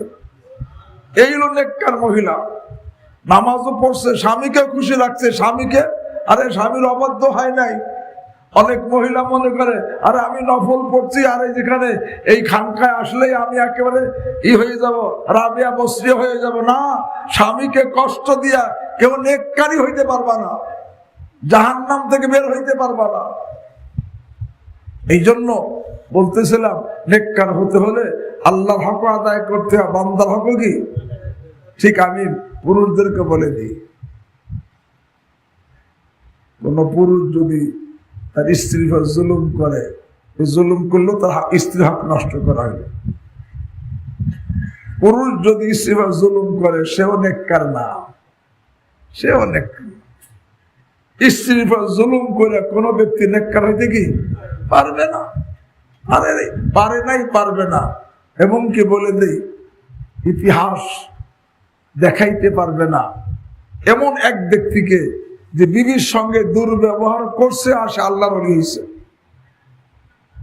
বিবির সঙ্গে দুর্ব্যবহার কইরা আল্লাহর ওলি হইছে এমন এক ব্যক্তিকে ইতিহাস দেখাইতে কি, হ্যাঁ এরকম অনেক দেখাইতে পারবে। স্ত্রী অনেক দুর্ব্যবহার করছে, সে সহ্য করছে, আল্লাহ তার ওলি বানাইছে, এরকম অনেক দেখাইতে পারবে। কথা বুঝেনি? এই জন্য আমি নেককার হতে চাইলে আল্লাহু আকবার এরকম ভাবে আল্লাহর হক আদায় করতে হবে, বান্দার হক কি আদায় করতে হবে। তা বলতেছিলাম, হ্যাঁ আল্লাহ যদিও বেনেয়াজ, আবার তিনি মেহেরবান। কেহ যদি ইমানদার হয়, আল্লাহ তার গার্জিয়ান হয়ে যায়, কেহ নেককার হয়, তার জন্য জান্নাতের সুসংবাদ দিয়ে দিয়েছেন। আর কেউ পরহেজগার যদি হয়, আল্লাহ তাকে বন্ধুর ঘোষণা দিয়ে দিয়েছেন। পরহেজগারকে কি আল্লাহ কি বানাইছেন? বন্ধু বানাইছেন। আল্লাহ ইন্না আউলিয়া আল্লাহ লা খাউফুন আলাইহিম ওয়া লা হুম ইয়াহজানুন আল্লাযীনা আমানু ওয়া কানু ইয়াত্তাকুন। হ্যাঁ, তো বলছে আল্লাহ বড় বেনেয়াজ। যদি কেহ বেঈমান হয়ে যায়, এটা আল্লাহর কিছু আসে যায় না। আল্লাহকে ফামান শাআ ফালিউমিন ওয়া মান শাআ ফালিয়াকফুর, যার মনে চায় ঈমান আনো, যার মনে চায় কুফরি করো, আমার কিছু আসে যায় না। আল্লাহ বড় বেনেয়াজ। হ্যাঁ, আল্লাহ বলেন তোমরা যদি নাউযুবিল্লাহ বেঈমান হয়ে যাও, মুরতাদ হয়ে যাও, আমার কোনো ভয় নেই যে আমার খোদায়িত্ব নাউযুবিল্লাহ টিকবে না, আমার রাজত্ব থাকবে না, এমন কোনো ভয় নাই। আমার দিন থাকবে না, এমন ভয় নাই। আমার খোদায়িত্ব টিকবে না, রাজত্ব টিকবে না, আমার ধর্ম আমার দিন থাকবে না, এরও কোনো কি নাই, ভয় নাই। কেন? আল্লাহ বলেন ইয়া আইয়ুহাল্লাযীনা আমানু মান ইয়ারতাদ্দা মিনকুম আন দীনিহি ফাসাউফা ইয়াতিল্লাহু বিকওমিন ইউহিব্বুহুম ওয়া ইউহিব্বুনা।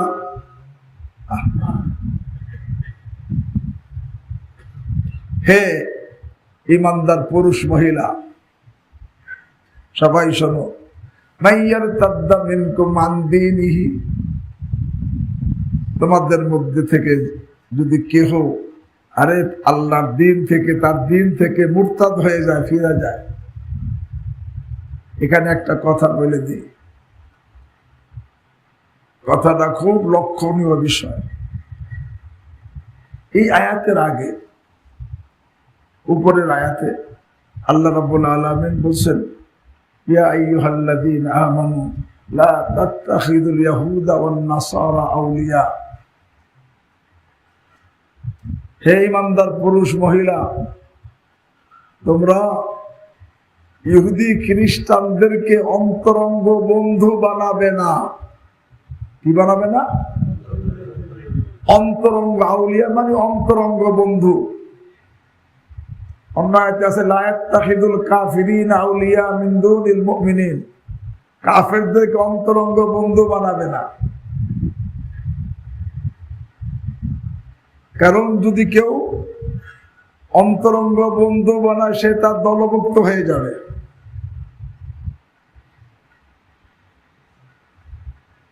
এরপর আল্লাহ বলতেছেন মাইয়ারতাদ্দা মিনকুম আন দীনিহি, তোমাদের মধ্যে থেকে যে নাকি তার দিন থেকে মুরতাদ হয়ে যায়, দিন থেকে ফিরে যায়।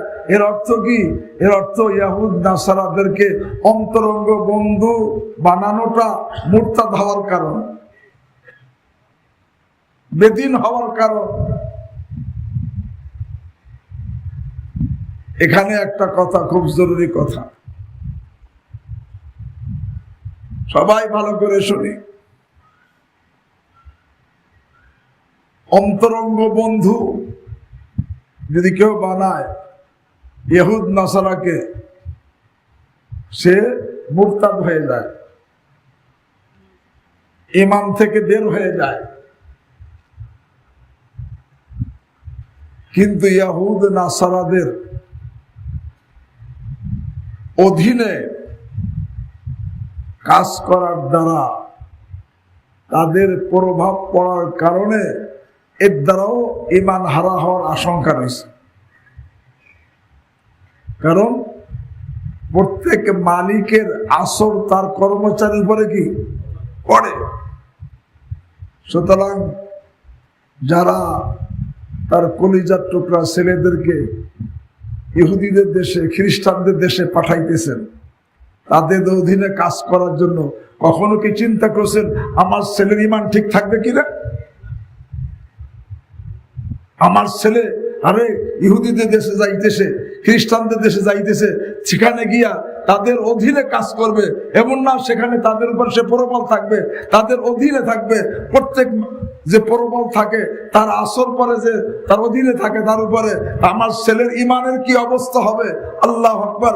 আপনি দুনিয়ার স্বার্থ দেখলেন, ছেলে যে ইমান হারা হইয়া চির জাহান্নামী হয়ে যায়, একটুও মায়া নাই যে আমার ছেলে জাহান্নামী হয়, হোক দুনিয়া কামাক। আমরা কোনো চিন্তা করি না, বরং দোয়া চাইতে আসি, হুজুর দোয়া চাই আমার ছেলে অমুক দেশে যাবে। কিন্তু যাবে কোন দেশে? কাদের অধীনে কাজ করতেছে, কাদের অধীনে থাকতেছে? সেখানে প্রত্যেকের আল্লাহু আকবার চিন্তা করেন না, আল্লাহু আকবার, যে সেখানে এই দেশে যাইতে কোনো বাধা নাই কেন? তারা জানে যে আমাদের অধীনে আসে, কারণ তাদের তো মিশনই সারা বিশ্বের মুসলমানদেরকে বেঈমান বানানো। মুসলিম দেশে খেদমতের লাইনে এসে বেঈমান করতেছে এবং তাদের দেশে যে যাইতে চায় কোনো বাধা নাই কেন? বলে আমাদের অধীনে আসলে আমরা তাদেরকে বেঈমান বানাইতে পারবো। কিন্তু আমাদের কোনো এই ব্যাপারে চিন্তা নাই। কথা বুঝাইতে পারি নাই, আল্লাহ আমাদেরকে বোঝার তৌফিক দান করে। ইয়া আইয়ুহাল্লাযীনা আমানু মান ইয়ারতাদ্দা মিনকুম আন দীনিহি, আল্লাহ বলে হে ঈমানদার পুরুষ মহিলারা, তোমাদের যে কেউ তার দিন থেকে ফিরে যাবে, মুরতাদ হয়ে যাবে, তাহলে আল্লাহ কাছে আমার এতে কোনো টেনশন নাই। কারণ ফাসাউফা ইয়াতিল্লাহু বিকাউমিন ইউহিব্বুহুম ওয়া ইউহিব্বুনাহু, আল্লাহ চিরেই এমন এক জাতি নিয়ে আসবেন যাদেরকে আল্লাহ ভালোবাসবেন এবং যারা আল্লাহকে ভালোবাসবেন। ইউহিব্বুহুম, যাদেরকে আল্লাহ কি করবেন, অর্থাৎ তারা আল্লাহর প্রিয়জন হবে। ওয়া ইউহিব্বুনাহু, তারা আল্লাহকে ভালোবাসবে, মানে তারা আল্লাহ প্রেমিক হবে। তারা আল্লাহর প্রিয়জন, মাহবুবও হবে, মহিবও হবে। তারা আল্লাহর প্রিয়জনও হবে, আবার আল্লাহর প্রেমিকও হবে। সুতরাং তাদের দ্বারা আল্লাহ দ্বীনি কাজকে চালাই রাখবে। এটাই এই দুই গুণ, অর্থাৎ আল্লাহর মাহবুব প্রিয়জন আর আল্লাহর মহিব প্রেমিক হইতে কে কে রাজি? আল্লাহ আমাকে আপনাদের সকলকে তৌফিক দান করুন। বলে আল্লাহকে মহব্বত করা তো বুঝলাম, কিন্তু আল্লাহর প্রিয় হব কেমনে? আল্লাহ রাব্বুল আলামিন আল্লাহর প্রিয় হওয়ার তরিকাও শিখাইছেন। তিনটা তরিকার কথা বলে দিই। এক নম্বর, আমি আপনি যদি বালেগ হওয়ার পর থেকে নিয়ে এই মুহূর্ত পর্যন্ত যত গুনাহ করছি, জাহেরি বাতিনি, এই সব গুনাহ থেকে খাঁটি তওবা করে নেই। আল্লাহ বলেন আমি তোদেরকে মাহবুব বানাই নিব, তোদেরকে মহব্বত করব। ইন্নাল্লাহ ইউহিব্বুত তাওয়াবিন। এ ভাই, তওবা করা এটা আমার এখতিয়ারি না গায়রে এখতিয়ারি? আমার এখতিয়ার আছে না নাই? আছে। সুতরাং যে নাকি আল্লাহর মাহবুব হইতে চায় তার জন্য প্রথম কাজ কি? তওবা করা। কোন সময় গুনাহ থেকে তওবা করতে হবে? বালেগ হওয়া থেকে। বালেগ হওয়া থেকে এই মুহূর্ত পর্যন্ত আমার চোখের দ্বারা কোনো গুনাহ হইলে, জবানের দ্বারা গুনাহ হইলে, কানের দ্বারা গুনাহ হইলে, পায়ের দ্বারা গুনাহ হইলে, হাতের দ্বারা গুনাহ হইলে, দিলের দ্বারা গুনাহ হইলে, লজ্জা ইচ্ছার দ্বারা গুনাহ হইলে, কোন ধরনের গুনাহ হইলে এরকম ভাবে এর থেকে খাঁটি তওবা করা, গুনাহ বর্জন করে তওবা করা। তওবা করলে আল্লাহ তাকে কি বানাবেন? সে মাহবুব হয়ে যাবে, সে আল্লাহর প্রিয়জন হয়ে যাবে। তওবা করা যখন ইখতিয়ারি, আল্লাহর প্রিয় হওয়াও কি বলে? তওবা করে আল্লাহর প্রিয় হইতে কে কে রাজি? আল্লাহ আমাকে আপনাদের সকলকে তৌফিক দান করেন। 2 নম্বর,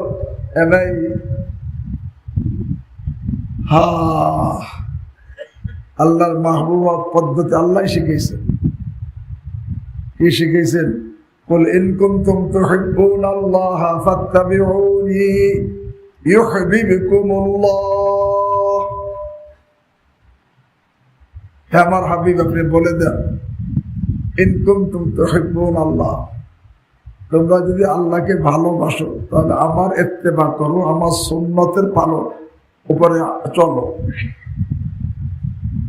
তাহলে কি হবে? আমার সুন্নতের উপর চললে ইউহিব্বুকুমুল্লাহ, আল্লাহ তোমাদেরকে মাহবুব বানাই নিবেন। তা বোঝা গেল সুন্নত অনুযায়ী জীবন যাপন আল্লাহ রসুলের, আল্লাহ রাব্বুল আলামিনের প্রিয়জন হওয়ার পদ্ধতি। এখন থেকে সুন্নত অনুযায়ী জীবন যাপন করে আল্লাহর মাহবুব হইতে কে কে রাজি? আল্লাহ আমাকে আপনাদের সকলকে তৌফিক দান করেন। 3 নম্বর, ইউহিব্বুল মুত্তাকিন। আরে যে নাকি মুত্তাকি হয়, সব গুনাহ থেকে বেঁচে থাকে, আল্লাহ তাদেরকে ভালোবাসেন, তাদেরকে মাহবুব বানায় না। এই 3টা কথা বললাম, আল্লাহর মাহবুব 3টা কথা বলা, আরো আছে 3টা এখানে বললাম। 1 নম্বর কি? তওবা করলে সে আল্লাহর মাহবুব হতে পারবে। 2 নম্বর, সুন্নত অনুযায়ী জীবন যাপন করলে সে আল্লাহর মাহবুব হইতে পারবে, এবং তাকওয়ার উপর উঠলে সে আল্লাহর কি? কোন এক, তবে তওবা করতে, খাঁটি খালেস তওবা করতে হবে। সুন্নত, পুরা সুন্নতের উপর চলতে হবে ইখলাসের সাথে। একটা সুন্নতের কথা বলে দিই, রাসূল সাল্লাল্লাহু আলাইহি ওয়াসাল্লাম যেটা করছেন সেটাই তো সুন্নত। একটা সুন্নত, রাসূল করিম সাল্লাল্লাহু আলাইহি ওয়াসাল্লামের সব সময় একটা ফিকির থাকতো। কি ফিকির? যে আমার মাওলা যেন আমার উপরে 1 সেকেন্ডের জন্য নারাজ না হয়। তাই সুতরাং প্রত্যেকের এই ফিকির থাকা যে আমার আল্লাহ যেন আমার উপরে কি না হয়, নারাজ না হয়। এই একটা সুন্নতের উঠার চেষ্টা করি যে আমার আল্লাহ যেন আমার উপরে 1 সেকেন্ডের জন্য কি না হয়, নারাজ না হয়। আল্লাহ রাসূল সাল্লাল্লাহু আলাইহি ওয়াসাল্লাম সবসময় এই ফিকিরই থাকছে, আল্লাহ যেন কি না হয়, নারাজ না হয়। পারবো ইনশাআল্লাহ? তাহলে নারাজ না হয়, তাহলে যে সমস্ত কাজ গুনাহের কাজে আল্লাহ কি হয়, যে নাকি আল্লাহর নারাজগি থেকে বাঁচতে চায়, সে কি গুনাহ করতে পারবে? গীবত করতে পারবে? আল্লাহ এমনি ভাবে সব গুনাহ থেকে বাঁচা, বিশেষ করে জবানের গুনাহ আর লজ্জা স্থানের গুনাহ। জবানের গুনাহ আর লজ্জা স্থানের গুনাহ। জবানের দ্বারা যেন কোনো আমার গুনাহ না হয়, গীবত না হয়, গালি না হয়, অহেতুক কথা না হয়, মিথ্যা না হয়, আরে ঝগড়া না হয়, বেগানার সাথে গল্প না হয়, বাপ মার সাথে বিয়াদবমূলক কথা না হয়। জবানের গুনাহ থেকে পবিত্র থাকা আর লজ্জা স্থানের গুনাহ থেকে পবিত্র থাকা। তো বললাম যে আল্লাহর মাহবুব হওয়ার কয়টা তরিকা আলোচনা হইল। একটা হলো 2 নম্বর সুন্নাত, 3 নম্বর তাকওয়া।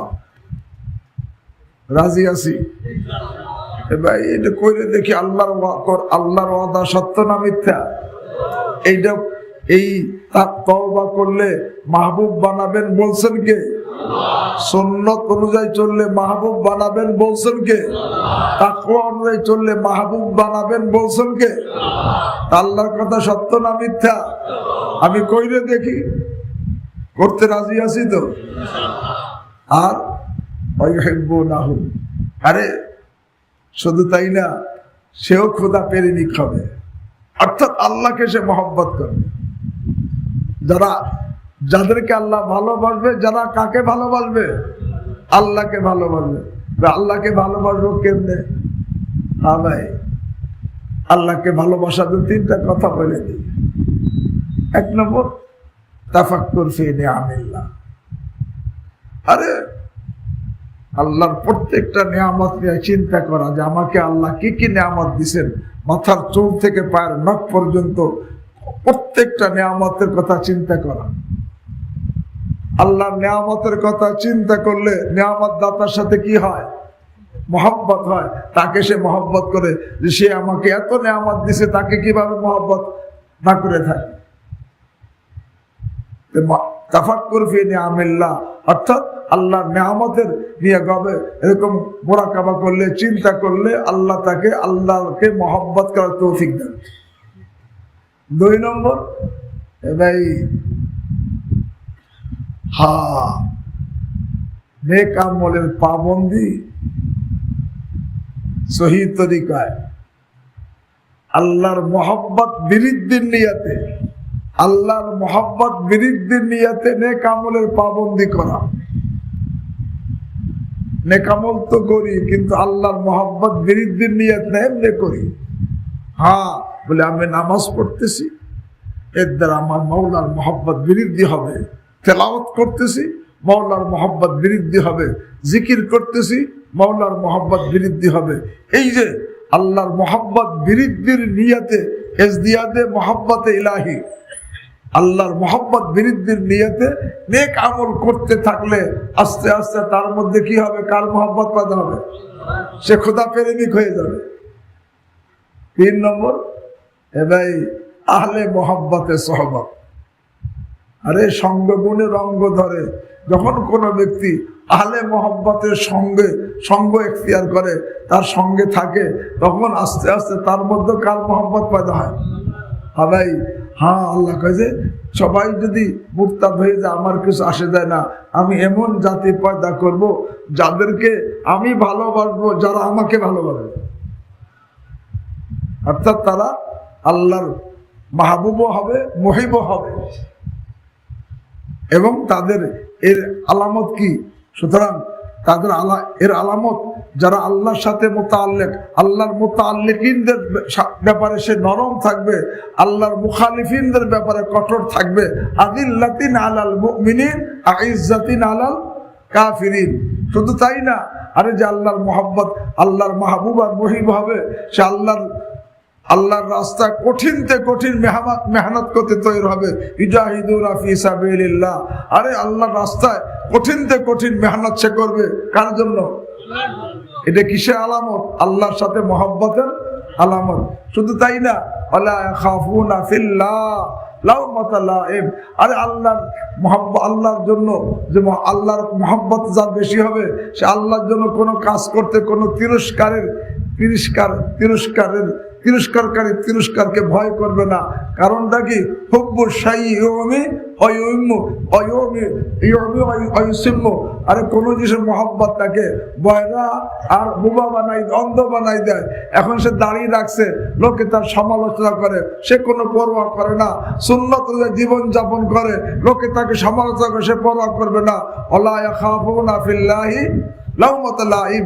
আরে এই যে কয়টা গুণ, 1 নম্বর ইউহিব্বুহুম ওয়া ইউহিব্বুনা, যাদেরকে আল্লাহ ভালোবাসবেন, যারা আল্লাহকে ভালোবাসবে, এবং যারা আল্লাহর মুহিব্বিন, যারা আল্লাহর মুতাআল্লিকিনদের সামনে তারা নরম থাকবে, আর আল্লাহর মুখালিফিনদের সামনে তারা কঠোর থাকবে, এবং আল্লাহর রাস্তায় কঠিন তারা মেহনত করবে, এবং আল্লাহর জন্য কারো কোনো তিরস্কারকে ভয় করবে না। আল্লাহ কয়, যদি লোকেরা মুরতাদ হয়ে যায়, এমন জাতি আমি পয়দা করব, তারা আমার দ্বীনকে হেফাজত করবে। এখন কয় এই গুণগুলো, এই যে গুণগুলো, অর্থাৎ আল্লাহর মহিব হওয়া, মাহবুব হওয়া, আল্লাহর মুতাআল্লিকিনদের সামনে নরম হওয়া, মুখালিফিনদের সামনে শক্ত হওয়া, আল্লাহর রাস্তায় কঠিনতে কঠিন মেহনত করা, এরকম ভাবে আল্লাহর জন্য কারো তিরস্কার ভয় না করা, এই যে গুণগুলো, যালিকা ফাদলুল্লাহ ইউতিহি মাইয়াশা, এটা আল্লাহর অনুগ্রহ, আল্লাহ যাকে চান তাকে দান করেন। যালিকা ফাদলুল্লাহ ইউতিহি মাইয়াশা, আল্লাহ যাকে চান তাকে দান করেন। আল্লাহ তো দেনেওয়ালা, সবাইকে দিতে পারেন, কিন্তু আলিম, তিনি জানেন কে এই গুণ পাওয়ার যোগ্য, কে যোগ্য না, যে যোগ্য তাকে তিনি দান করেন। এই জন্য বলতেছি ভাই, এখন থেকে আমরা আল্লাহর মাহবুব হওয়ার জন্য, আল্লাহর মাহবুব, আল্লাহর প্রিয়জন হওয়ার জন্য আমরা চেষ্টা করবো তো ইনশাআল্লাহ। আল্লাহ আমাকে আপনাদের সকলকে তৌফিক দান করেন। বাস এখন কয়টা বাজে? হ্যাঁ, 9:28 বাজে। একটা কথা বলে দেই, এই কথা বলে শেষ করি। ভাই, আমাদের প্রত্যেকের কর্তব্য, আমার আপনার প্রত্যেকের কর্তব্য সবসময় আগে বাড়া।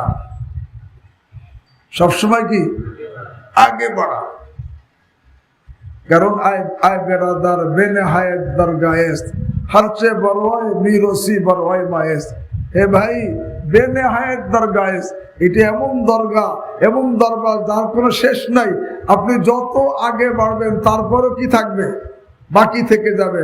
আয় বেরাদার বেনেহায়েত দরগাহেস, হর চেয়ে বড় হয় মিরসি বড় হয় মায়েস। সব সময় আগে বাড়া আমার আপনার কর্তব্য। আম্বিয়া কেরাম আলাইহিমুস সালাম সব সময় আগে বাড়ছে। লা ইয়াজালু মুরতাকিয়ান আলা মারাকিল ফালা, সর্বদা তাদের তারাক্কি হয়েছে। রাসূল করিম সাল্লাল্লাহু আলাইহি ওয়াসাল্লাম প্রত্যেকেরই সর্বদা তারাক্কি হয়েছে। আউলিয়া কেরামের সবসময় তারাক্কি হয়েছে। আমারও কর্তব্য সবসময় আগে বাড়া। কিন্তু যদি আমার অবস্থা এমন হয়, আমার আজকের দিন আর কতদিন, 2 দিনের সমান আমার তারাক্কি হয় নাই। আল্লাহরা কি বলেন? মানিস্তাওয়া ইয়াউমাহু ফাহুয়া মাকবুল, মানিস্তাওয়া ইয়াউমাহু ফাহুয়া মাকবুল। আরে যেই লোকটার 2টা দিন সমান কাটলো, আগের দিন আর পরের দিন কি সমান, অর্থাৎ পরের দিনে তার আগে বাড়ে নাই, প্রমোশন হয় নাই, আর গতদিন যা ছিল আজকেও তাই। মানিস্তাওয়া ইয়াউমাহু, যার 2 দিন বরাবর, ফাহুয়া মাকবুল, আরে সে ধোকার মধ্যে আছে।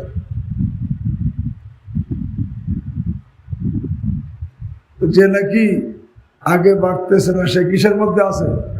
ধোকার মধ্যে আছে। আগে বাড়তেছে না কেন? আমল করে আগে বাড়তেছে না কেন? আরে আগে বাড়তেছে না, সে কোনো গুনাহে জড়িত। গুনাহে জড়িত হওয়ার কারণে আরে আমল করেও কি পারতেছে না, আগে বাড়তে কি পারতেছে না। যদিও আমল করতেছে, কিন্তু গুনাহে জড়িত, এই জন্য সে আগে বাড়তে পারতেছে না। আর একজন কোনো গুনাহে জড়িত না, তারপরে আগে বাড়তেছে ঠেলা গাড়ির মতো। কিসের? ঠেলা গাড়ি। যে গাড়িতে কোনো ইঞ্জিন নাই, কোনো স্টিম নাই, সেই গাড়ি চলে কি আস্তে আস্তে, ধাক্কায় ধাক্কায় চলে। আর একটা গাড়ির মধ্যে স্টিম আছে, গাড়ির মধ্যে স্টিম, অর্থাৎ কি বল, আরে পাওয়া এরকম ভাবে, হ্যাঁ, স্টিমের বাংলায় কি কয়? বাষ্প আছে, যেটা নাকি ট্রেনের মনে করে স্টিম আছে। এখন একটা ঠেলা গাড়িও চলে আর ট্রেনও চলে। ঠেলা গাড়ি 1 ঘন্টায় কয় মাইল চলে, আর একটা ট্রেন কয়শো মাইল চলে যায়। কেন? এর মধ্যে কি আছে? স্টিম আছে। আমরা আগে বাড়তেছি, কিন্তু ঠেলা গাড়ি, যদি কেউ গুনাহ করতেছি না, আমল করতেছি, আমার আগে বাড়ার গতি ঠেলা গাড়ির মতো। কেন? বলে আমার আমলের মধ্যে মহব্বতের স্টিম নাই। কি নাই? মহব্বতের স্টিম নাই। আরে মহব্বতের স্টিম যদি থাকে তার আমলে সে কেমন আগে বাড়ে, ওই স্টিমওয়ালা ট্রেন যেরকম আগে বাড়ে এরকম তার প্রতি মুহূর্তে সে আগে বাড়তে থাকে। মহব্বতের স্টিম থাকা দরকার। আমি নামাজ পড়তেছি অভ্যাস তাই, কিন্তু মহব্বতের সাথে নামাজ পড়া, তেলাওয়াত করা, জিকির করা, দোয়া করা সব আমল। আরে মহব্বত যত বেশি হবে তার আগে বাড়ার গতি তত বাড়বে। এই জন্য কবি কি বলে, সনামা রাহে কলন্দার সাজদার বামান নমাই কে দারাজ ও দূর দিদাম রাহে রসম পার সাই। এক বলে, হে শায়েখ আমাকে আরে দ্রুত আগে বাড়ার রাস্তা দেখাই দেন, কারণ এই যে আস্তে আস্তে চলা এটা তো অনেক দূরের ব্যাপার। এখানে হাকিমুল উম্মাহ থানভী রাহিমাহুল্লাহ বলেন, আরে আগে বাড়ান, দ্রুত আগে বাড়ার পদ্ধতি সমস্ত নেক আমল করতে হবে, ফরজ ওয়াজিব সুন্নত, অন্য নফল কম হোক কিন্তু ফরজ ওয়াজিব সুন্নতের পুরো পাবন্দি থাকবে, কিন্তু মহব্বতের সাথে এই লোকটা দ্রুত অনেক আগে বাড়বে। এই জন্য ভাই আল্লাহু আকবার, এই জন্য আমার এরকম ভাবে আমি নেক আমলগুলো সব পরিপূর্ণভাবে করব, একেবারে নিয়মিত করব, সময় মতো করব, পরিপূর্ণভাবে করব। হ্যাঁ, মহব্বত বৃদ্ধির নিয়তে করব। যখন মহব্বত আমার বেড়ে যাবে তখন এই আমার আগে বাড়ার গতিও কি হবে? বেড়ে যাবে। তবে এই স্টিম মনে রাখো, এই যুবক ছেলেরা, যার মধ্যে যত বেশি চাহিদা গুনাহের, সে যখন এইটাকে কন্ট্রোল করবে তার মধ্যে আগে বাড়ার স্টিম তত বেশি পয়দা হবে। শাহওয়াতে দুনিয়া মিসালে গুল খানাস কে আজু হাম্মামে তাকওয়া রওশনাস। আল্লাহ রাব্বুল আলামিন আমাকে আপনাদের সঙ্গে আল্লাহ রাব্বুল আলামিন আরহামুর রাহিমিন, আল্লাহু আকবার বলতেছিলাম, আমাকে আপনাদের সকলকে এরকম ভাবে সব নেক আমল, বিশেষ করে ফরজ ওয়াজিব সুন্নাত কোনটা যেন বাদ না যায়। ফরজের মধ্যে ইমানিয়াতও বাদ না যায়। ইমানিয়াত অনেকের আল্লাহ মাফ করে, অনেকের কিন্তু অজু ভাঙলে আমরা টের পাই, অনেক ইমান নষ্ট হইলে কি পাই না? টের পাই না। অজু ভাঙ্গার কারণ জানা আছে কিন্তু ইমান নষ্ট হওয়ার কারণ কি নাই? জানা নাই। এই জন্য আমরা কি করি? আল্লাহু আকবার, এরকম ভাবে দেখা যায় অনেকের ইমান চলে যাইতেছে। আর এই যুগের জন্য প্রত্যেকের সবচেয়ে বেশি জরুরি যাতে ইমান হেফাজত করা, সবচেয়ে বেশি জরুরি ইমান হেফাজত করা। এই জন্য প্রত্যেকে কিসে কিসে ইমান নষ্ট হয় এটা আমরা ওই যে সমস্ত কিতাবের মধ্যে ইমান ভঙ্গের কারণ আছে, কুফর শিরকের কি কি কাজ কুফরি, কি কি কাজ শিরকি, এটা দেখবো। এর দ্বারা চিন্তা করবো যে কোনো একটা আমার মধ্যে থাকলে কিন্তু আমার ইমান নাই। এরকম ভাবে ইমানিয়াতকে ঠিক করা, নেক আমলের মধ্যে 1 নম্বর ইমানিয়াত সহি করা, 2 নম্বর ইবাদত, নামাজ, রোজা, হজ, যাকাত। তবে নামাজটা, এখানে একটা কথা বলি, আমরা নামাজ পড়ি কিন্তু নামাজের জন্য একটা জরুরি, আল্লাহর দরবারে কবুল হওয়ার জন্য একটা জরুরি শর্ত হলো খুশু খুজু। কি? আল্লাহর দরবারে কবুল হওয়ার জন্য, আল্লাহর দরবারে কবুল হওয়ার জন্য একটা শর্ত কি? খুশু খুজু। খুশু খুজু মানে মনোযোগ সহকারে ধীর স্থির ভাবে কি করা? নামাজ আদায় করা। কিন্তু আমাদের আল্লাহ মাফ করে মনোযোগ থাকে না। এখন এই নামাজের মধ্যে মনোযোগ পয়দা করার তরিকাটা কি বলে দিই, সবাই খেয়াল করে শুনি। মনোযোগ পয়দা করার তরিকা কি? হাকিমুল উম্মাহ মুজাদ্দিদ মিল্লাত শাহ আশরাফ আলী থানভী নওয়ারুল্লাহ বরকাতা বলে দুইটা তরিকা, মুক্তাদিদের জন্য একটা তরিকা, মুনতাহিদের আর একটা তরিকা। যারা প্রাথমিক অবস্থা আছে তাদের একটা তরিকা, যারা উপরে শেষ পর্যায়ে পৌঁছে গেছে তাদের আর একটা তরিকা। সেটা কি? নামাজ পুরাটাই জিকির। কার জিকির? আল্লাহর জিকির। আকিমিস সালাতা লিযিকরি, পুরাটাই জিকির। কিছু আছে জবানি জিকির, কিছু আছে আমলি জিকির। কুল্লু তাআতিন ফাহুয়া যিকরুল্লাহ। থানভী রাহিমাহুল্লাহ বলেন, যারা মুক্তাদি তাদের নামাজের মধ্যে খুশু পয়দা করার তরিকা হলো তাওয়াজ্জুহ ইলা যিকরি, অর্থাৎ আমি যা পড়তেছি প্রত্যেকটার দিকে ধ্যান রাখা। কোন একটা শব্দ যেন আমার বেখেয়ালে উচ্চারণ না হয়।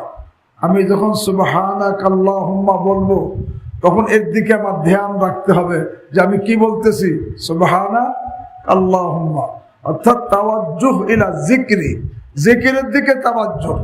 আমি যেটা পড়তেছি তার দিকে আমার ধ্যান থাকা, ধ্যান রাখা। আর মানুষের ধ্যান একসঙ্গে দুই দিকে যায় না। আমি যখন আমি যা পড়তেছি এর দিকে ধ্যান রাখতেছি, এটা তো নামাজের অংশ, তখন আমার এই খুশুর মধ্যে খুশু হয়ে যাবে। এইটার ধ্যান জমায় রাখলে অন্য ধ্যান দিলের মধ্যে আসার সুযোগ কি পাবে না। এই জন্য এটাকে আরো সহজ করে বলা যায়, আমি নামাজের মধ্যে যখন আল্লাহু আকবার সুবহানাল্লাহ বলবো তো জবান কান দিলকে এক করে ফেলবো। জবানে বলবো, কানে শুনবো, দিলে তার ধ্যান রাখবো। এটা তাওয়াজ্জুহ ইলা যিকির। প্রত্যেকটা সুবহানাকা আল্লাহুম্মা ওয়া বিহামদিকা ওয়া তাবারাকা ইসমুকা ওয়া তাআলা জাদ্দুকা ওয়া লা ইলাহা গায়রুক, এই যে প্রত্যেকটা শব্দ, একটা শব্দ যেন আমার ধ্যান ছাড়া উচ্চারণ হয়। এই যে তাওয়াজ্জুহ ইলা যিকিরের দ্বারা যারা মুক্তাদি তাদের এর দ্বারা কি হবে? আরে নামাজের মধ্যে খুশু পয়দা হবে। শুরু থেকে শেষ পর্যন্ত প্রত্যেকটা কওল আর ফেলের দিকে ধ্যানের সাথে আদায় করা। কওল ধ্যানের সাথে, ফেলও কি ধ্যানের সাথে আদায় করলে তার নামাজের মধ্যে খুশু হবে। এটা তাওয়াজ্জুহ ইলা যিকিরের দ্বারা খুশু পয়দা হবে। হ্যাঁ, আর যারা মুনতাহি বলেন তারা তাওয়াজ্জুহ ইলাল মাযকুর করবে। মযকুর মানে যার জিকির করা হবে। কার জিকির? আল্লাহর ধ্যান। কার ধ্যান? আল্লাহর ধ্যান। কি? আনতা আবুদাল্লাহ কাআন্নাকা আরাহ ফাইন লাম তাকুন তারাহু ফাইন্নাহু ইয়ারাক। তুমি আল্লাহর ইবাদত করো এইভাবে যেন তুমি আল্লাহকে দেখতেছো।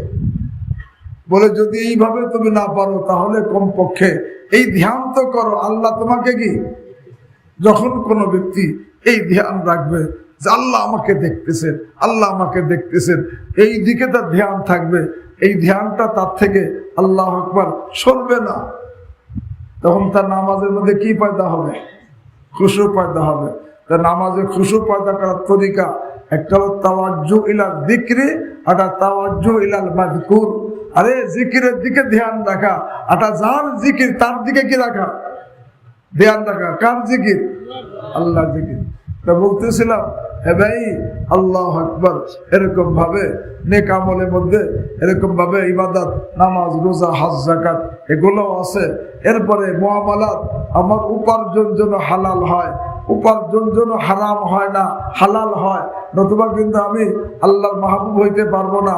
সাথে সাথে আমার মুআশারাত, আচার আচরণ যেন ভালো হয়, আমার আচরণ যেন কারো যেন কষ্টদায়ক না হয়।